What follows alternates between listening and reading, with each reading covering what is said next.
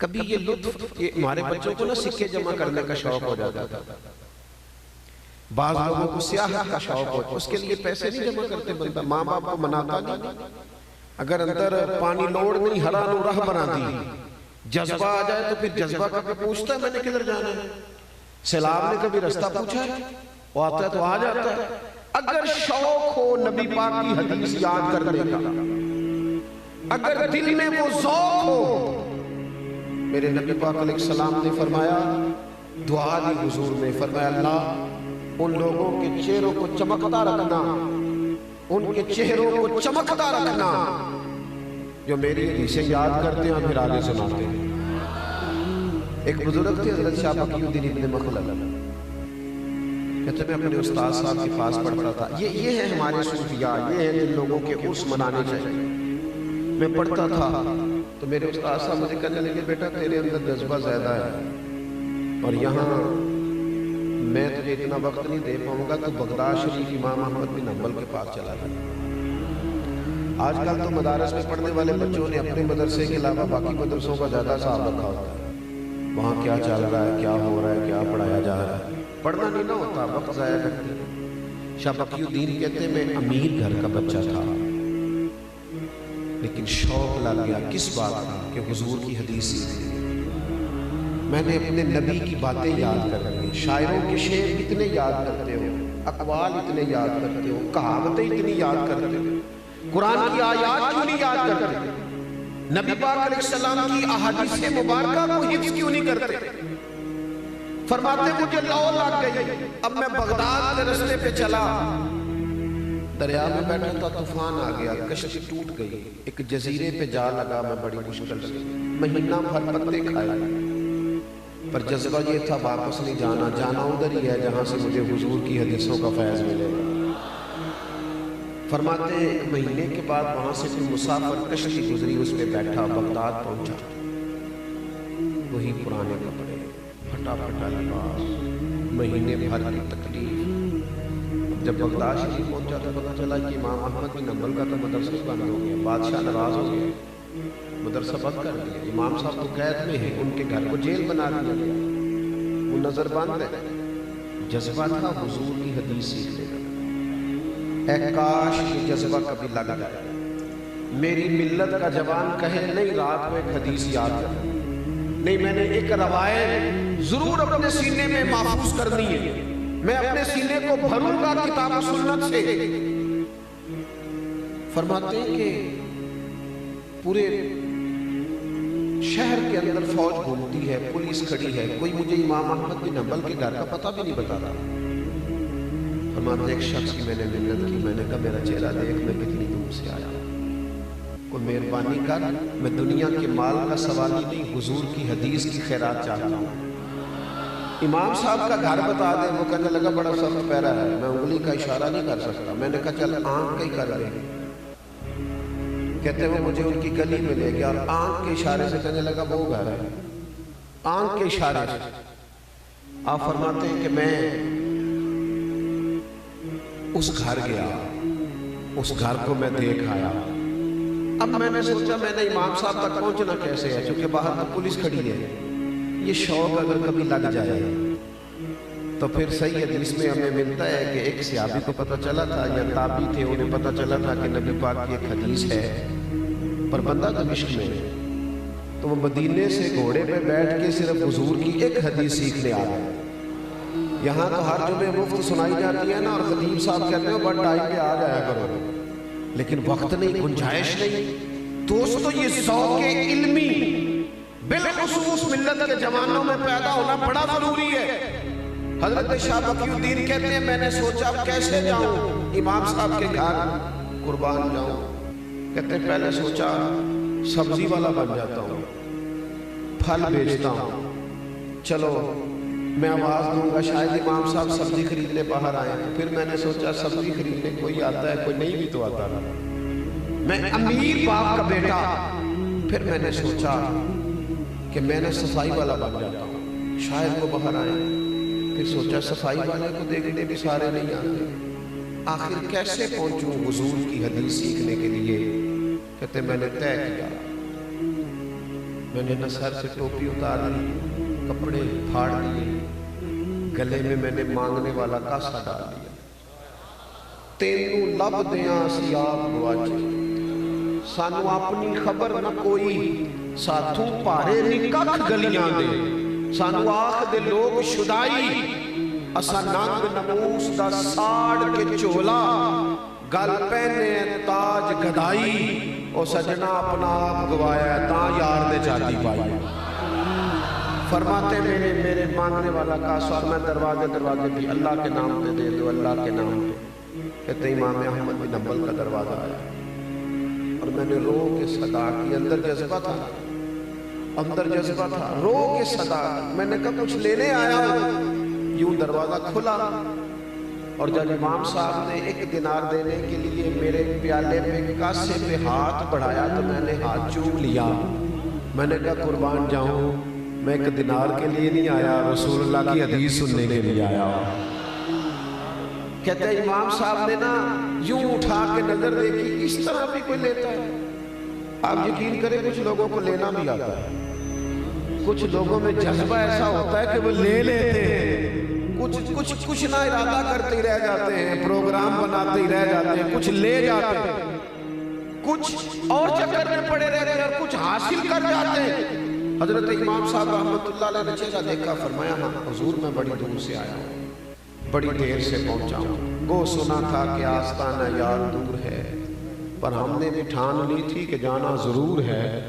کہتے حضور مہربانی ہو جائے، کہتے میں روز فقیر بن کے جاتا، امام صاحب 3 حدیثیں سناتے، میں ساری، او دوستو او ادھر آؤ یار، تم کہتے ہو فلاں انگریز کا اسکول کی دیوار پر فلاں دانشور کی بات لکھ دیں، کائنات کی حکمتیں ساری میرے رسول پاک کی قدموں کی دھول پہ قربان۔ آؤ نبی پاک کی حدیث سیکھو، قرآن مجید کی آیات سیکھو، کتاب و سنت کے علوم لو، ایک ایک کر کے اپنا دین سیکھنا شروع کرو اور ان پر ذوق پیدا کرو۔ تھوڑی فیس بک تھوڑی چلا لو، تھوڑے دن گپ شپ کم کر لو، سیاحتیں چھوڑ لو، یہ کتاب و سنت ہے، اس کے قریب آؤ، یہ پڑھتے پڑھتے سینہ روشن ہو جاتا ہے، اسے لیتے لیتے ہی حالات بدلنے لگتے ہیں۔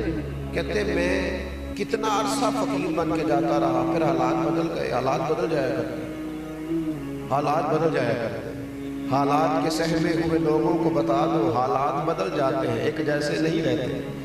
فرماتے میں امام صاحب حالات بدل گئے، امام صاحب کا مدرسہ کھل گیا، بلکہ جو نیا بادشاہ آیا اس نے بڑا بنا کے دیا۔ اب جب امام صاحب بیٹھ گئے مسند پہ تو ہم نے بھی کپڑے بدل لیے۔ فرماتے جب پہلے دن میں مدرسے میں گیا تو باقی شاگرد بیٹھے تھے، مجھے دیکھ کے امام صاحب اٹھ کے کھڑے ہو گئے، فرمانے لگے بڑی دنیا نے پڑھا ہے پر جو تو نے پڑھا ہے، ایک تو اپنے اندر وہ ذوق علم کا، اور دوسری بات مومن کہتے ہی باعمل کو ہے، گورکھ دھندا نہ کرو، لفظوں کا ہیر پھیر نہ کرو، ہر بندہ سیانا ہے، ہر بندے کو پتہ ہے، عمل کون کرے گا؟ ہم اگر کبھی کو بات سنتے سیکھتے ہیں تو صرف اس لیے کہ 2 بندے ملیں گے تو انہیں سنا دوں گا، دوسروں کو نصیحت کروں گا۔ میرے نبی پاک علیہ السلام کا سارا دین عمل کے لیے آیا، عمل کے لیے۔ جب تک انسان عمل نہیں کرتا وہ 2 کشتیوں کا مسافر ہے، جب تک وہ نرا عالم ہوتا ہے اور عامل نہیں ہوتا اتنی دیر تک وہ اپنے ضمیر کا قیدی ہوتا ہے۔ او بیٹا بیٹھ جاؤ، او میں پیسے لے لے، اللہ آپ کو خوش تشریف رکھے، مہربانی کرے، کچھ تقریرہ مفت بھی سن کے دیکھا کرو کہ نہیں ہوگی، اللہ آپ کو سنا۔ آپ تو اتنے سارے لوگ آئے ہیں، اگر میرے دل میں پھر بھی یہی خیال ہو، اتنی محبت، اتنا پیار، میں بتا نہیں سکتا صبح سے مجھے ان علاقوں سے فون کتنے گئے ہیں کہ یہ صرف ملنا ہی ہے۔ تو جس سے اتنا پیار کیا جائے وہ پھر 20-40 ہزار کا لالچ پیدا کرے تو اس سے زیادہ کمی نہ ملے۔ جس سے اتنا پیار کیا جائے لوگ راہیں بچھائیں، سانو تخت ہزارے ریلوڑ کی نالے کی لگے شہر ببول دے نال اسی اپنی بال کے سیکھنے ہیں، سانو کی لگے کسے اور دے نال، اور کرو مت ہے اہل دول رضا، پڑے اس بلا میں میری بلا، میں گدا ہوں اپنے کریم کا، میرا دین پارا اعلان ہے۔ آپ توجہ کریں اگر میری بات کو سمجھیں گے، دین عمل کے لیے، عمل کے لیے، دین کردار بدل دیتا ہے۔ سوچ بدل دیتا ہے. رب فرماتا ہے وَعِبَادُ الرَّحْمَنِ الَّذِينَ يَمْشُونَ عَلَى الْأَرْضِ هَوْنًا. رحمان کے بندے زمین پر عاجزی سے چلتے ہیں. ان کے مزاج بدل جاتے ہیں, ان کے تیور بدل جاتے ہیں, ان کے لہجوں میں حسن آ جاتا ہے, تواضع آ جاتا ہے. ان کی زندگیاں پہ الجھاؤ والی نہیں رہتی. وہ سارا دن سیاسی پیچ و تاب کا شکار نہیں ہوتے. وَإِذَا خَاطَبَهُمُ الْجَاهِلُونَ قَالُوا سَلَامًا. اگر کوئی جاہل الجھنے بھی لگے تو سلام کر کے گزر جاتے ہیں. ان کے لہجوں میں خوبصورتی ہوتی ہے, ان کے انداز بدل جاتے ہیں. وہ لوگ ایک اور روح اختیار کر جاتے ہیں, زندگی عمل والی ہو جاتی ہے. اپنے کردار میں دیکھو, آپ بڑی تعریفیں کریں جا کے اپنے پیر صاحب کی گالی, اپنے استاد صاحب کی, لیکن اگر آپ بیوی کو گالی دیں گے نا تو آپ سے کہے گی اے سکھایا تیرے پیر صاحب نے. آپ جو جا کے کہیں اپنے کلیگ سے دفتر میں کہ میں فلاں محفل سے ہو کے آیا ہوں, لیکن 2 منٹ کے بعد وہ دیکھے کہ آپ تو کام چوری کر رہے ہیں, تو کہے گا ایسا کہیں ایسی راتی مولوی صاحب نے. عمل امام جعفر صادق رضی اللہ تعالیٰ عنہ سے ایک شخص نے کہا حضور میں دین کی تبلیغ کرنا چاہتا ہوں, کوئی نسخہ بتائیں. تو فرمانے لگے بڑا سادہ سا نسخہ ہے, تو دین پہ عمل کرنا شروع کر دے, دین کی تبلیغ ہونی شروع ہو جائے گی. دین تو عمل کے لیے ہے, کردار میں تبدیلی کے لیے. کہ میں نے آپ کو حدیث پڑھ کے سنائی نا, نبی پاک نے فرمایا تمہارے غلام تمہارے بھائی ہیں. آج جو بڑے انسانی حقوق کی بات کرتے ہیں نا, ان کے ملازموں سے پوچھ کے دیکھو حال کیا ہے. جس کا بچہ رات کو 4000 کا برگر پیزا کھاتا ہے, اس کا ملازم کا کہ 5000 ایڈوانس مانگ لے تو وہ نصیحتیں کرتا ہے کہ اپنے خرچے کم کرو. بھائی تیرے تو کم ہوئے نہیں, یہ خرچے کم کرے. وہ ہمارے حکمران کہتے ہیں نا جب مہنگائی کرتے ہیں تو کہتے ہیں میں ہم ذرا مشکل فیصلہ کرنے لگے. آپ کے لیے تو نہیں نا مشکل, آپ کے لیے تھوڑی مشکل ہے, وہ تو مشکل ان غریبوں کے لیے ہے. پر شکوہ آپ سے بھی ہے. آپ نے بھی کبھی الیکشن کے موقع پر پوچھا نہیں کہ مجھے ہمیں بتاؤ پاکستان کا مطلب کیا ہے. ان سے پوچھو نا کہ یہ بھی تم نے کبھی نعرہ لگایا ہے, اس کا بھی تمہیں پتا ہے. کبھی ان سے پوچھو, ان سے کہو تم تو الیکشن جہاں لڑتے ہو رہائش جا کے لاہور میں کرتے ہو. ان سے پوچھو الیکشن جہاں ہوتا ہے رہائش تمہاری اسلام آباد میں ہوتی, آؤ نا انہیں سڑکوں پہ, کرو تم بھی انہیں بسوں میں سفر, پھر پتہ چلے کہ جب بچے کی فیس کا دن آتا ہے تو پھر ابا رات کو کرتا گیا. انہیں کہو آؤ کسی سرکاری اسپتال کے باہر آ کے بیٹھو تھوڑی دیر اور پوچھو حالات کیا ہے. آؤ کسی پرائیویٹ ہاسپٹل میں جہاں میت لینے سے پہلے بھی وہ کہتے ہیں کہ اللہ ماشاءاللہ سب کی بات نہیں کرتا, کہتے ہیں پہلے بل جمع کرا دو, اس کے بعد تمہیں فارغ کر دیا جائے. تمہیں کیا خبر ہو, محلوں میں پلنے والے کو خبر رکھ سکتے ہیں. میں آپ سے عرض کروں گا کہ کچھ تھوڑی سی ہمیں خود بھی اپنی شعوری بلندی, اخلاقی طور پر جو قوم مضبوط ہو جاتی ہے نا وہ معاشی طور پر بھی ہو جاتی ہے. لیکن اگر ریڑھی والا بھی بددیانتی کرے اور مزدور بھی سگریٹ پیتے 20 منٹ لگا دے اور چائے پینے جائے چائے کے اوپر یہ 1 گھنٹہ لگائے تو پھر وہ قومیں آگے نہیں بڑھ سکتی. میرے عزیز, دین عمل کے لیے آیا ہے, عمل کے لیے. تقریریں ہوتی ہیں وہ حضرت صاحب آؤ جی خطاب کرو, تو میں تو اب ویسے بھی 25-30 منٹ تقریر کرنے والا مولوی ہوں, تو میں دوستوں سے اکثر یہ پوچھتا ہوں, میں کہتا ہوں تقریریں کسی لیے ہوتی ہیں ویسے کانوں کی لذت کے لیے, واہ واہ کرنے کے لیے. اگر تو تقریر سیکھنے سکھانے کے لیے تو 10 منٹ کی کافی ہے, اور اس پہ عمل کرو. اور اگر آپ نے کانوں کی لذت لینے یا واہ واہ کیا بات کی تو پھر تقریریں صدیوں سے ہو رہی ہیں, ہوتی رہیں گی. پھر بڑے بڑے شعلہ بیان خطیب, وہ ہمارے تو نقیب جب چلتے ہیں نا جناب, آپ نے تو بڑے سادے سے نقیب رکھے تھے نا, ہمارے تو نقیب جب چلتے ہیں نا اسٹیج پہ تو میرے جیسا بندہ ڈر رہا ہوتا ہے. وہ کہتے تیار ہو تو میں جملہ دینے لگا, تو جملہ دینے لگے بم چلانے لگا. کار جو بات کر دی ہے تم نے کوئی مذاق ہے؟ یہ رسول اللہ صلی اللہ علیہ وسلم کا دین ہے, سنجیدہ بات کریں آپ, کتاب و سنت کے دائرے کے اندر رہیں, بھاگ دوڑ کس بات. اور نہیں پتا کون رافضی ہو گیا کون خارجی ہو گیا, عقائد و نظریات سے گھومے اور پھرے ہوئے لوگ, آپ نے قبضہ دے دیا سب کو. واپس لوٹے دین حق کی جانب. دین عمل کے لیے آیا ہے, کردار میں تبدیلی. حضرت بائی بستامی کا زمانہ تھا, ایک یہودی اور مسلمان آپس میں دوست تھے، تو وہ یہودی اپنے مسلمان دوست کے پاس بیٹھا تھا، تو مسلمان کہنے لگا کلمہ پڑھ جا، مسلمان ہو جا، تو مسلمان ہنس پڑا، وہ یہودی ہنس پڑا، کہنے لگا اپنے مسلمان دوست سے کہ میں نے دو دین دیکھے، ایک دین وہ ہے جس پہ تو عمل کرتا ہے اور ایک وہ ہے جس پہ حضرت باجید عمل کرتا ہے۔ کہنے لگا اگر دین وہ ہے نا جس پہ تو عمل کرتا ہے تو پھر تو کلمے کا ہی فرق ہے، ورنہ معاذ اللہ تو میرے ساتھ شراب کھانے بھی چلا جاتا ہے، تو وہ سارے کام کرتا ہے جو میں کرتا ہوں، تو فرق کیا ہے؟ اور اگر دین وہ ہے جس پہ یہ بزرگ عمل کرتے ہیں اللہ کے نیک بندے صالحین، تو پھر ان سے کہے مجھے دعوت دے، میں دین کے بارے میں سوچنے کو تیار ہوں۔ جب تک ہم اپنے کردار میں نے حدیث پاک پڑھی نا کہ نبی پاک نے فرمایا تمہارے غلام تمہارے بھائی ہیں۔ صحابہ نے جب یہ حضور سے حکم سنا تھا تو انہوں نے سچ مچ اپنے غلاموں کو بھائی بنایا تھا۔ حضرت ابو ذر غفاری جس طرح کے کپڑے خود پہنتے تھے ان کا غلام بھی اسی طرح کے پہنتا تھا۔ لوگ پوچھتے تھے ابو ذر یہ کیا ہوا؟ کہنے لگے یہ وہ تبدیلی ہے جو مدینے والے رسول نے قائم کی۔ یہ جب تک ہم دوسروں کے بچوں کے بارے میں بھی وہی ذہن نہیں بناتے جو اپنے بچے کے بارے میں۔ میرے حضرت صاحب فرمایا کرتے تھے مدرسہ اس طرح کا بنانا جس میں تمہارا بچہ بھی پڑھ سکے۔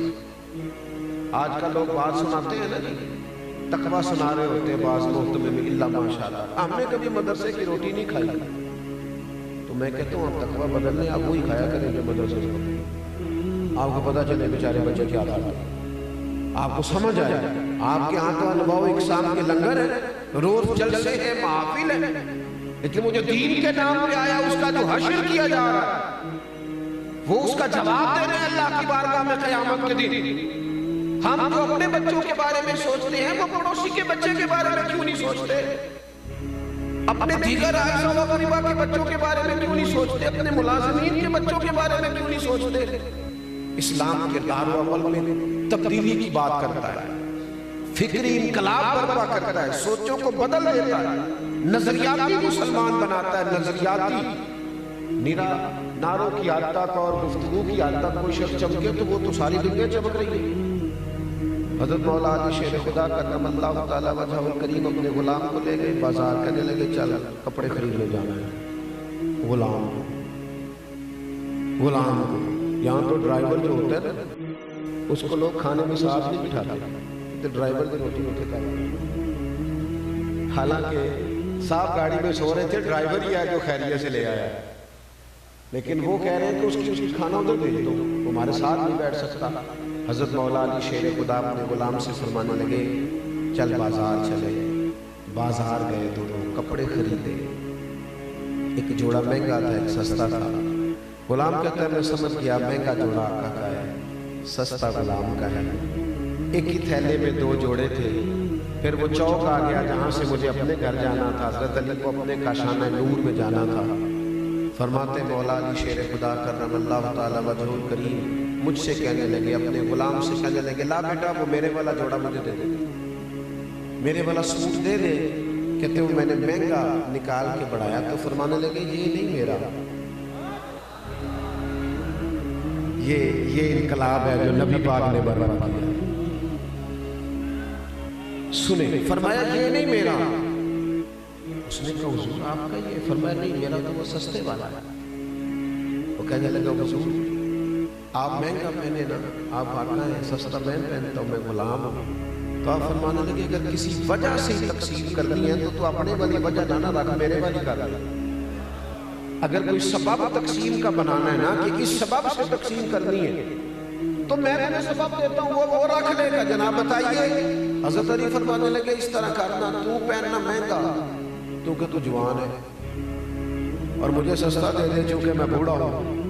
اگر کسی وجہ سے بانٹنا ہے تو چل اس طرح بانٹ لے۔ وہ غلام کہتا ہے مولا علی نے صرف سوٹ ہی مجھے مہنگا دیا تھا، پر میں جب پہنتا تھا شیر خدا کو یاد کر کے روتا تھا۔ وہ جو خیر میرے ساتھ کی تھی وہ غریب تو خالی عزت سے راضی ہو جاتا ہے، لیکن ہم نے یہ کام کیا نہیں، ہم یہ لہجے اپنائے نہیں۔ نہ وزیروں نے عزت دی غریبوں کو، نہ پیروں نے عزت دی، اللہ ماشاءاللہ ہم نے معیار ہی کچھ اور بنا دیا۔ مومن وہ ہوتا ہے جس کے کردار میں، عمل میں، اٹھنے بیٹھنے میں، لب و لہجے میں تبدیلی آئے۔ جس کا طرز مسلمانوں والا، طریقہ کار اہل ایمان والا، اور تیسری بات اس میں اخلاص للہیت ہو۔ آپ دنیا کو دکھانے کے لیے جب کام کرتے ہیں تو آپ اداکار بن جاتے ہیں۔ اداکاری جو ہوتی ہے وہ کر کر کے بندہ تھک جاتا ہے۔ یہ جو اخلاص ہوتا ہے یہ نارمل زندگی ہوتی ہے، روٹین کی لائف۔ آپ جو اوپر سے ہیں وہی اندر سے۔ یہ ریاکاری، یہ دکھاوا، لوگ مجھے دیکھ لیں، میری فوٹو آ جائے، کسی کو پتہ چل جائے، کسی کو خود ہی بتا دینا اللہ کا شکر ہے جی اتنی دیر سے میں خدمت کر رہا ہوں۔ تو نہ بول یار، خدمت کو بول دے۔ میں اتنی دیر سے کام کر رہا ہوں، تو نہ بول، کام کو بولنے دے۔ خوشبو بتایا نہیں کرتی، خوشبو تو آیا کرتی ہے۔ تو بول رہا ہے، اس کا مطلب ہے تجھے ضرورت پڑی ہے بولنے کی۔ اخلاص للہیت۔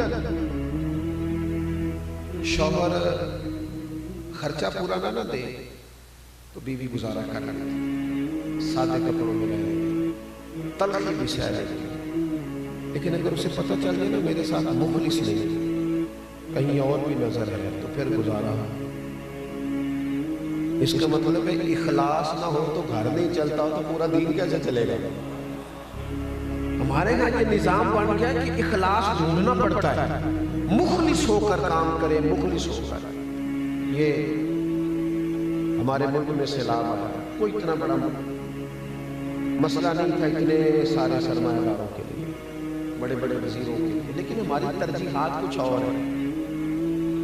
ہماری ترجیحات سیٹ ہے، ہماری ترجیح اپنا حلقہ ہے، ہماری ترجیح یہ ہے کہ لوگ مجھے کیسے اچھا جانے۔ ہماری ترجیحات بدل گئی ہیں۔ جب اخلاص ہوتا ہے نا للہیت، اس میں درد ہوتا ہے، اس میں سکون ہوتا ہے۔ جب آپ مخلص ہو جاتے ہیں تو خدمت کرنے میں مزہ آتا ہے۔ اللہ کے بندوں کا پیار خود بخود آ جاتا ہے۔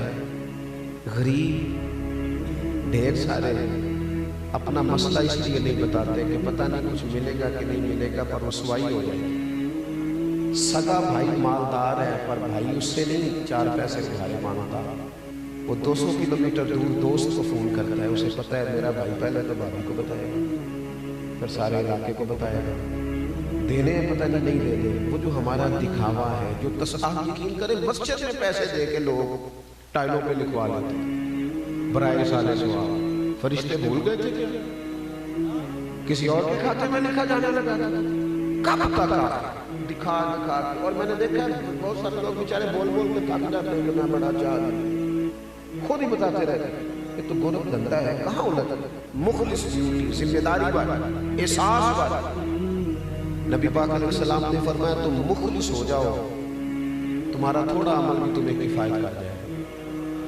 اپنی زندگی میں کبھی ریاکار نہ بنے، یہ میری بات یاد رکھ لینا، کبھی نہ بھولنا۔ مخلص فی الدین ہو جاؤ، ماں باپ سے لے کر بچوں تک، دوستوں سے لے کر پڑوسیوں تک مخلص ہو جائے، کبھی بھی دکھاوا نہ کرے۔ حضرت امام ابو نعیم رحمۃ اللہ علیہ نے لکھا ہے کہ 100 گھر تھا مدینہ شریف، جہاں 3 وقت کھانا بھی پہنچتا تھا، جہاں بچے بیمار ہوتے تھے تو دوائی بھی پہنچتی تھی، جہاں ہر چیز، ہر آسانی، ہر سہولت پہنچتی تھی۔ 100 گھر، لیکن پتہ کوئی نہیں تھا کون دے دیتا۔ دروازے پہ کوئی چھوڑ جاتا، اگر اسے کہتے نا اپنا نام بتاؤ تو وہ ناراض ہو جاتا۔ چہرے پہ پردہ نقاب، 100 گھر پورا، تھوڑی سی آبادی ہوتی، 100 گھروں میں کھانا پہنچتا تھا۔ فرماتے پھر ایک دن ایسا ہوا کہ وہ کھانا سب کے ہاں آنا بند ہو گیا۔ لوگ پریشان ہوئے تھے کہ دوسرے سے پوچھنے لگے تیرے گھر بھی نہیں آتا، تیرے گھر بھی نہیں آتا، تیرے گھر بھی نہیں آتا، پتہ کرو تیرے گھر کب سے نہیں آیا؟ 18 محرم سے۔ وہ 18 محرم سے تو ہمارے گھر بھی نہیں آیا، فلاں گھر بھی نہیں۔ پتہ چلا کہ 18 محرم سے نہیں آ رہا۔ وہ پتہ چلو، پتہ کرو 18 محرم کو کیا ہوا ہے؟ تو پھر سب کی آنکھیں بھیگ گئیں۔ اوہو 18 محرم کو تو امام زین العابدین کا وصال ہوا۔ 100 گھروں میں کھانا پہنچاتے تھے، خرچہ دیتے تھے، کسی کو پتہ کوئی نہیں تھا کون دے گا۔ اکھاں جدوں میٹیاں زمانہ مینوں روے گا، اپنا تے اپنا بیگانہ بھی مینوں روے گا۔ جدوں نہ میں دسیا میں خاراں نوں میں خانے وچ دیکھے آجی جان ٹوٹ جان گے تے میں خانہ میں نے روے گا کئی بک بک رون گے تے کئی لک لک رون گے گلیاں دا ایانا تے سیانا میں نے روے گا جن لوگوں نے خدمات کی نا جنہوں نے کچھ کارہائے نمایاں کی ان لوگوں نے اخلاص سے اللہ کی رضا کے لیے انہوں نے کسی جگہ نام و نمود کو آنے نہیں دیا اپنی زندگی میں مخلص ہو ایک کیٹ لگائیں کسی مسجد میں پر ہمیں پتا ہو یا اللہ رسول کو پتا ہو کسی ایک غریب کا خرچ اٹھا لیں پر ہمیں پتا ہو یا رب رسول کو پتا ہو ایک نیکی کریں دیکھو جس کے گھر میں 20 تولے سونا پڑا ہو وہ کبھی گلی میں نہیں لے کے آیا وہ کہتا ہے یہ قیمتی ہے اسے گلی میں نہیں لے کے جانا جس کے گھر میں 50 لاکھ کیش ہو وہ کبھی گلی میں نہیں کیونکہ قیمتی چیزیں دکھائی نہیں جاتی چھپائی جاتی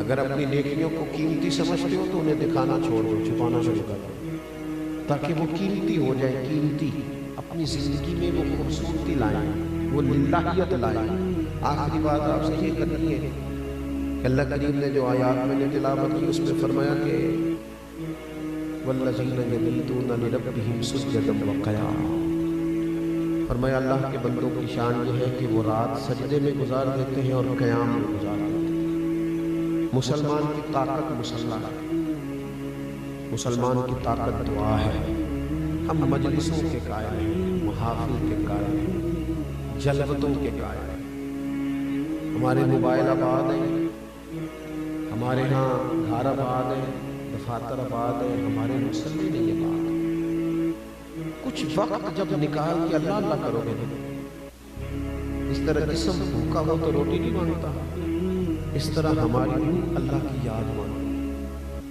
ہمارے دل طلب کرتے ہیں کہ نبی پاک پر درود و سلام پڑھا جائے ہمارے باطن سے آوازیں اٹھتی ہیں کیونکہ روح یہاں کی باسی نہیں مصلی پہ جو لوگ دیر تک بیٹھتے ہیں نا وہ طاقتور ہو جاتا ہے اگرچہ اسلام رہبانیت کا قائل نہیں کٹ کے نہیں صرف پکا نہیں بیٹھ جانا لیکن کچھ ٹائم رات کو رسول کریم کا طریقہ تھا سیدہ عائشہ صدیقہ فرماتی ہے کہ حضور مجھ سے فرماتے ابو بکر کی بیٹی تو اگر کہے تو میں نفل نہ پڑھ میں کہتے میرے ماں باپ قربان ہوں پھر میرے قریب مصلی بچھاتے ایک آیت میں ساری رات بیت جاتی یہاں تک کہ مقدس قدموں میں برم آ جاتے ہم نہ بندوں کے پیچھے بھاگ کے تھک گئے ادھر والے راضی کیے تو ادھر والے بگڑ گئے ادھر والوں کو خوش کیا تو دوسرے ناراض ہو گئے کیوں نہ اپنے رب کی بارگاہ میں حاضری دیں کیوں نہ لمبی لمبی دعائیں مانگیں میں ایک ڈاکٹر صاحب کے پاس بیٹھا تھا میرا ان سے پیار کا تعلق ہے تو مریض کو کہہ رہے تھے کہ آپ کے اندر کوئی ٹینشن ہے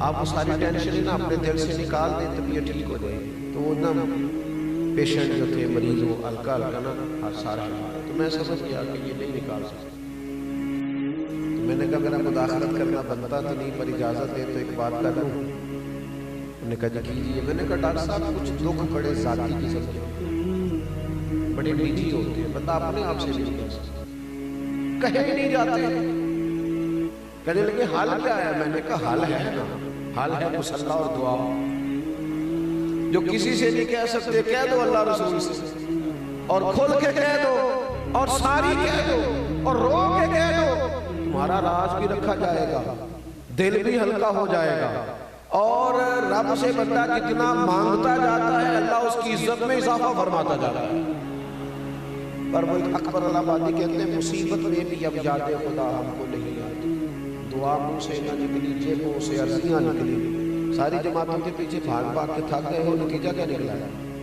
واپس نہ لوٹے اللہ رسول کی جانب بجائے بڑے لوگوں کی گاڑیوں کے پیچھے بھاگنے کو اللہ کے گھر کی طرف نہ بھاگے اس طرف نہ دوڑے اپنی زندگی میں عبادت کا مزاج پیدا کریں طبیعت اس طرح کی بنائیں ذوق اس طرح کا بنائیں کہ کچھ دل قرآن پاک سے لگے کچھ درود پاک سے لگے آئے ڈھیروں لوگ مرید ہوتے ہیں وہ بیگ تو ہو جاتے ہیں لیکن جو شیخ نے سبق دیا اس پر توجہ نہیں کرتے وظائف نہیں پڑھتے میں بہت سارے لوگوں سے کہتا ہوں کہ ہم نے زیادہ مرید کر کے کوئی الیکشن تھوڑی لڑنا مقصود تو یہ ہے کہ جو کہتے ہیں اس پر عمل کرو یہی پیری مریدی ہے جو سکھاتے ہیں اسے سیکھو جو درد لیے پھرتے ہیں اس پر غور کرو یہی بیعت ہے باقی کوئی ایسا شوق اللہ نے نہیں دیا طبیعت کے اندر کہ پتہ چلے یہاں بھی لاکھوں ہیں تو وہاں بھی ہزاروں ہیں.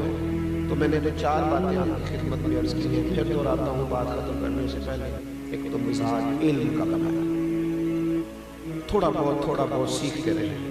کوشش کریں ایک آیت روز سیکھی جائے، ایک حدیث پاک روز ہماری سمجھ میں آئے. دوسری گزارش یہ جو سیکھیں نا اس پر عمل کریں. بغیر عمل کے نا مطلب وہ بہترین پڑھنے لکھنے کے بعد بھی پریکٹیکل کرنا پڑتا ہے. کہتے ہیں آج کل پریکٹس کہاں کر رہے ہیں؟ جب تک پریکٹیکل نہیں نہ ہوتا اتنی دیر تک تھیوری کی سمجھ رہے ہیں. پہلے عمل کریں. تیسری بات یہ اس میں اخلاص پیدا کرو، للہیت پیدا کرو. آپ جتنا اخلاص پیدا کرتے جائیں گے دل اور روح سکون میں آتے ہیں، اطمینان. اور چوتھی بات یہ کچھ وقت مصلی کو دیں، عبادت کو دیں، اللہ کی بارگاہ میں حاضری کو دیں. آخری گزارش یہ ہے، حالات بڑے سخت ہیں اس وقت.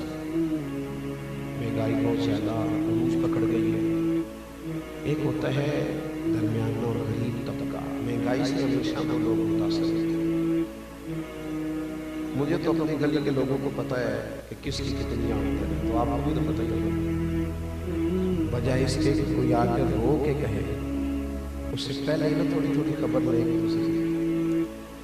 آپ تھوڑی نا خرابہ پر بالخصوص توجہ دیں. بچہ جو مہنگے کالج میں پڑھتا ہے اسکول میں وہ بھی لائق ہے، لیکن جو ورکشاپ پہ بیٹھا ہے نا رینچ لے کے وہ بھی لائق ہے. بس اس کے ابا کے پاس فیس کے پیسے ہیں. ہم نا ادھر ادھر بڑا پیسہ ضائع کرتے ہیں. تھوڑے سے اپنے اخراجات کو کم کریں، اور جو ہمارے دائیں بائیں غربا ہیں ان کی یشک شوئی کریں. غریبوں کی اگلی نسل کو بھی غریب ہی نہیں رکھنا. اتنی تو توجہ کر دیں کہ چلو جو آنے والی نسل ہے وہ تھوڑی اپنے پیروں پہ کھڑی ہونی شروع. کیوں اتنی امیدیں لگاتے ہیں آپ بڑے لوگوں سے؟ ایک شخص کا اگر بوجھ اٹھانا شروع کریں گے تو بڑی آسانی ہو جائے گی. بڑی آسانی. آج یہاں کسی مسجد مدرسے کے چندے کا اعلان نہیں ہونے لگا. آپ سے صرف ایک اعلان ہے کہ اپنی گلی میں، اپنے علاقے میں، اپنے رشتہ داروں، بالخصوص اپنے بہن بھائیوں میں، اپنے سسرالی رشتوں میں آپ غور کریں. جہاں جس کو حاجت ہے اس کے کام آنا شروع ہو جائیں. ایک جملے میں میرے رسول نے کائنات کی ساری حقیقت سمو کے رکھ دی. حضور فرمانے لگے تو اللہ کے بندوں پہ رحم کر، اللہ تیرے اوپر رحمت فرمائے گا. یہ سادہ سا نسخہ ہے، تمام روحانی مسائل کا حل ہے. دعا ہے اللہ تعالیٰ صوفی صاحب کے درجات بلند کرے، ہمارے بھائی صاحب کو اور ان کے دیگر بھائیوں کو اللہ برکات عطا کرے. آخر دعوانا اللہم صلی علی سیدنا مولانا محمد معدد الجود والکرم وآلہ وصحبہ وبارک وسلم. اللہ اس بزم حسن کو قبول فرما. ہزاروں کی تعداد میں جو احباب یہاں آئے، جو پریشان ہے اس کی پریشانی دور کر دے، جو بیمار ہے اسے شفا دے دے، جو تنگ دست ہے اس کے رزق میں وسعت کر دے، جو بیچارہ بے آسرا ہے اس کی مدد فرما دے. اللہ جو بے اولاد ہے صاحب اولاد کر دے. اے مالک کریم جو کسی بھی قسم کی ذہنی پریشانی کا شکار ہے اس کے لیے آسانی فرما دے. کائنات کے مالک امت کی خیر فرما. آج 5 فروری کا دن گزرا ہے، اہل کشمیر پر اپنی رحمت فرما. اے اللہ شام، یمن، مصر، برما، فلسطین، جہاں جہاں مسلمان پریشان ہیں تو سب کی مدد فرما. میرے وطن عزیز پاکستان کی خیر فرما. اس کی سرحدوں کی حفاظت فرما، اس کے غریبوں کی حفاظت فرما، نونہالوں کی حفاظت فرما. بیماروں کو شفا دے دے، مقروضوں کو قرض سے رہا کر دے. حضرت صوفی صاحب اس کی قبر پہ اپنی رحمتوں کا نزول فرما دے. ان کے حق میں کرم، فضل اور رحمت والے فیصلے فرما دے. اللہ ہمیں سجدوں کا ذوق عطا فرما، عبادتوں کا شوق عطا فرما، تلاوتوں کی لذت عطا فرما. اپنی یاد نصیب فرما، اپنا فضل عطا فرما، اپنی رحمت عطا فرما، اپنے حبیب پاک علیہ السلام کی غلامی عطا فرما. اے اللہ حضور کے غلاموں اور گداؤں میں ہمارا شمار فرما. دنیا اور آخرت میں ہماری پردہ پوشی فرمانا، ہماری پردہ پوشی فرمانا. ہمارے ایک عزیز بھائی بابر سلیم صاحب کا انتقال ہوا ہے، مرحوم کی قبر کو روشن فرما دے، ان کے لواحقین کو صبر دے دے. اے اللہ ہم سب کا خاتمہ ایمان پہ فرما. قیامت کی ذلت اور رسوائی سے ہم سب کو محفوظ فرما. اللہم انا نسألک العفو والعافیت فی الدین والدنیا والآخرہ رب اغفر وارحم وانت خیر الراحمین وصلی اللہ تعالی علی حبیبہ سیدنا و مولانا. السلام.